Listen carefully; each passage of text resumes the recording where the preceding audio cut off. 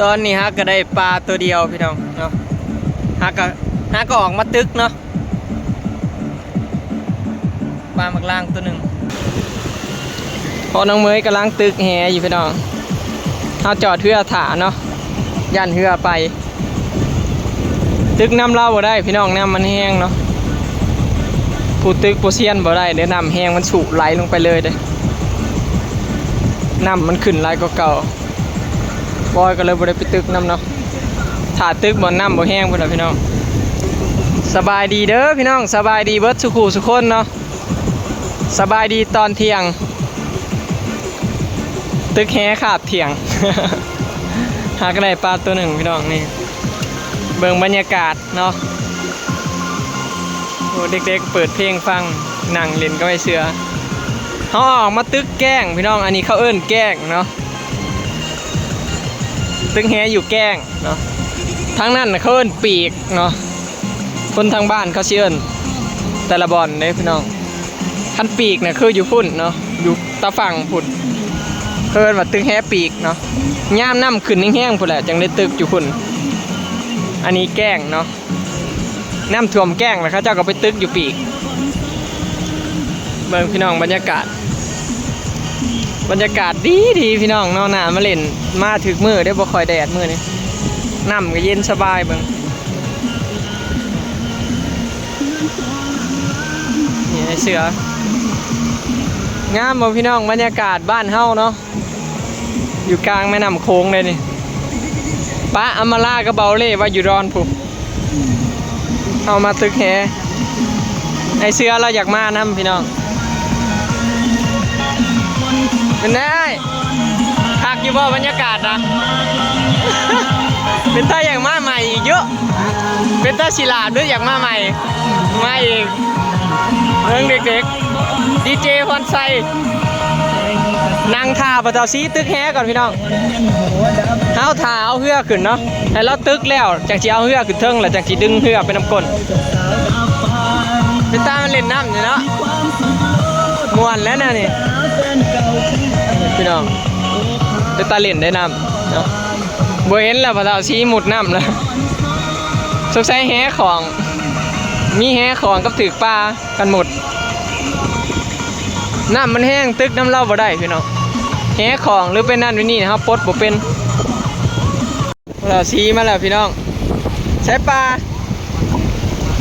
มาเบิ่งปลาพี่น้องอันนี้โอ้ได้ปลาเพี้ยน้อยนี่ได้ปลาเพี้ยน้อยกับปลาขางลายแหละกับปลาบางปลาขางลายนี่แหละแซ่บนะปีแซ่บได้หาโตพี่น้องมาตึกอยู่แกล้งใหม่พี่น้องมาแกล้งใหญ่นี่บอลน่ะมันได้ปลาหาโตเนาะแล้วง่ายมาพี่น้องนี่ทีมงานจับเพื่อได้หนึ่งจับเพื่อซอยได้พี่น้อง2 คนไอเสื้อนะให้นางถ่ายอยู่เพื่อ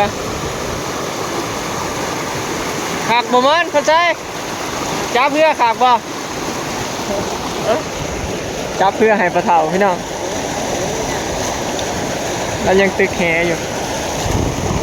มานเนาะขอให้ได้ไปกินเที่ยงเราตึกแหใหญ่แต่มันบ่ได้พี่น้องตึกแหน้อยเมืองน้ำในแห้งได้นี่อายุดึงเครือไว้น้ำแห้งได้นี่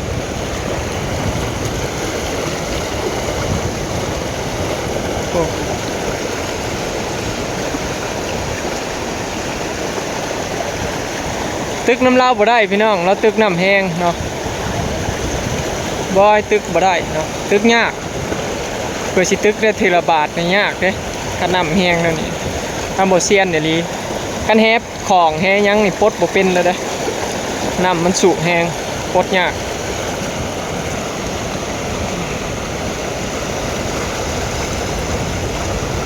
ได้แต่จับเพื่อให้เล่านี่แหละ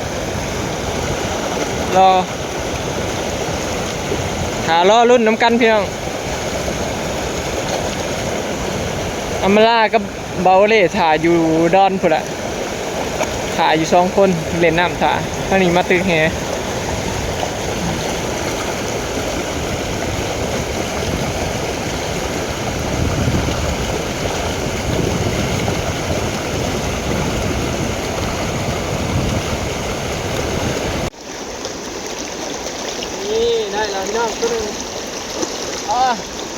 อยตึกแค่น้อยให้ไปต่อที่ตึกแค่ใหญ่เนาะเอ้า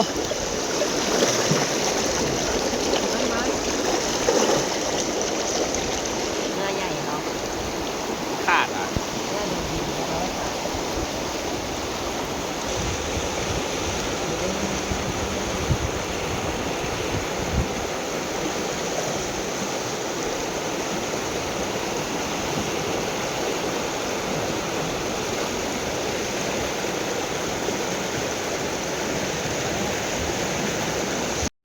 มาเลย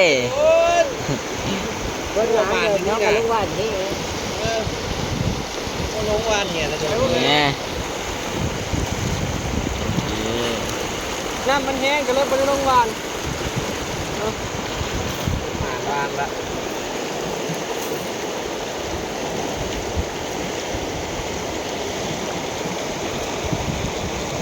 มาเลยพี่น้องบอยตึกป้าน้อยพี่น้องตึกน้ำแห้งป้าใหญ่จะได้แต่ผมคงขันครับ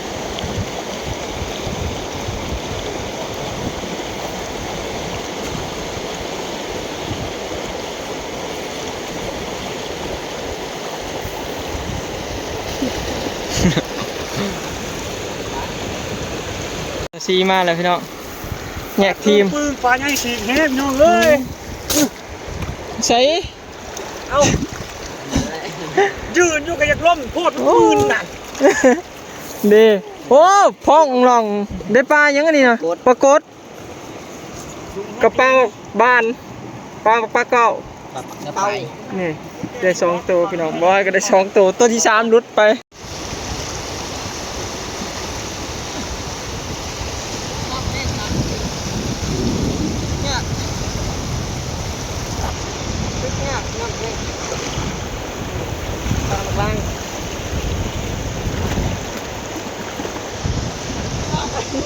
อู้ชอบ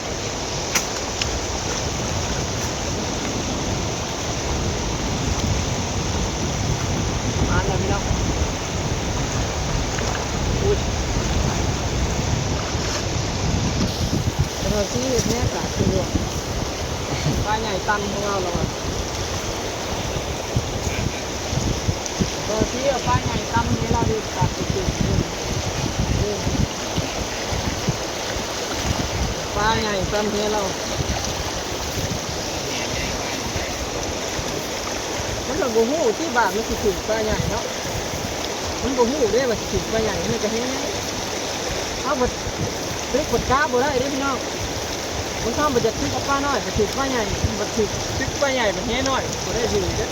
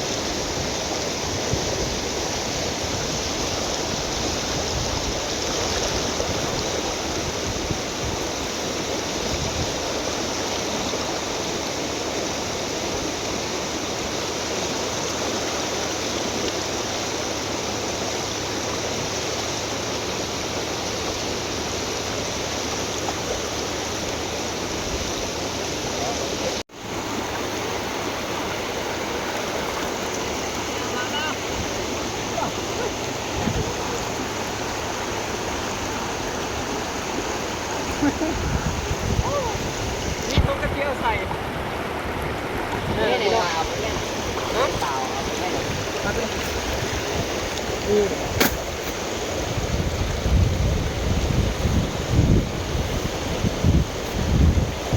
นี่ตรงกระเทียวใส่นะ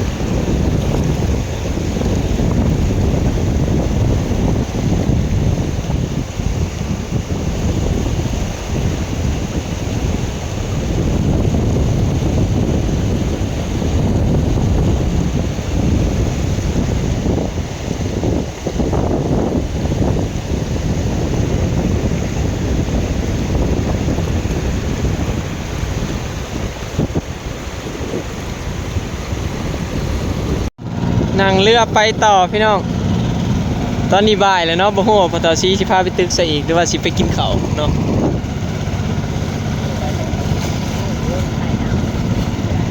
เฮาสิเมื่อกินข้าวแล้วแหละพี่น้องเนาะมันนั่นบ่ายแล้วตอนนี้เนาะโง่ไปหามาลาเบาเล่จักว่าเมื่อยท่าแล้วจักอันนั้นเป็น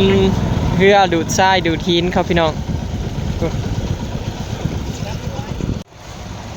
มาตึกอีกแก่งสุดท้ายพี่น้องรอรุ่นเนาะตึกไหลเขาไปพุ่นแหละไหลเขาไปบอลเฮานั่งเล่นพุ่นแหละ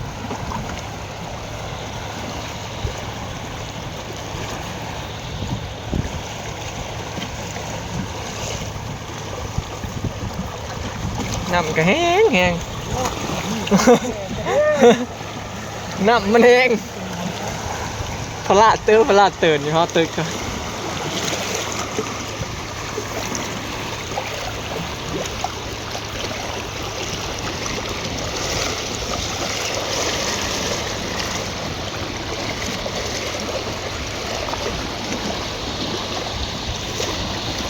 ฝ้ากระห้องหึม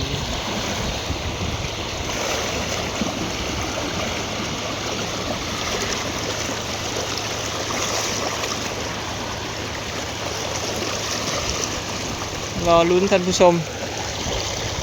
รอลุ้นเด้อทุกคนอีแกงชุดท้ายทำบ่ได้แล้วคือเขาไปหากินเขาเนาะเขาเมื่อหากินเขาพี่น้องบ้านนี้เนาะคืมฝนฟ้าห้องคือสิตกนึงทั้งบ้านนะซะร้อยว่ากำลังสิตกเนาะโมโหว่าตกได้บ่ทางนี้นะมีแต่ฟ้าเหลื่อมฟ้าห้องคืมฝนปุ๊บเอามาลากระเบาเล่ทาอยู่2 คนตอนนี้บ่ายกว่าเนาะเปิดกินข้าวแล้วกับพุ่บ่าย2บ่าย3พุ่นแล้วพี่น้องกินข้าวแล้วบ่าย3พุ่นแล้วเนาะนั่งเล่นน้ำคำกับเมื่อเดี๋ยวสิให้เบิ่งป้าเนาะพี่น้องว่าได้หลายสำใดเนาะบ่ค่อยมันปานใดเฮาตึกสวยโผล่มื้อนี้เกือบเที่ยงแล้วตึกแฮกะเฮามาสวยโพดเนาะโอ้นั่งเล่นนั่งตั้งแคมปิ้งถ่าแล้ว2 คน